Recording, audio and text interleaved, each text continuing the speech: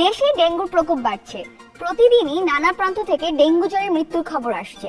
বিশেষ করে শিশুরা আক্রান্ত হচ্ছে বেশি, তাই এখন থেকেই সতর্ক থাকতে হবে এই বিষয়ে। কখন বুঝবেন ডেঙ্গু? এডিস মশার কামড়ে ভাইরাস সংক্রমণের 3 থেকে 15 দিনের মধ্যেই ডেঙ্গু জ্বরের উপসর্গগুলো দেখা দেয়। সাধারণত জ্বর, মাথা ব্যথা, চোখের পেছনে ব্যথা, মাংসপেশিতে ব্যথা, শরীরে র্যাশ ওঠা, এগুলোই হলো ডেঙ্গুর সাধারণ লক্ষণ। এছাড়া আরো ভালো করে বললে, ডেঙ্গু জ্বরের প্রধান লক্ষণ হলো জ্বর। সাধারণত তাপমাত্রা বা জ্বরের পরিমাণ অনেক বেশি থাকে, সেটি প্রায় 105 ডিগ্রি ফারেনহাইটের কাছাকাছিও চলে যেতে পারে।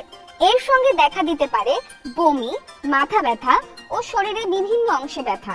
ডেঙ্গু জ্বর শরীরকে অনেক বেশি দুর্বল করে দেয়। ডেঙ্গু হেমোরোজিক ফিভারের কারণে অনেক সময় রক্তক্ষরণও হয়।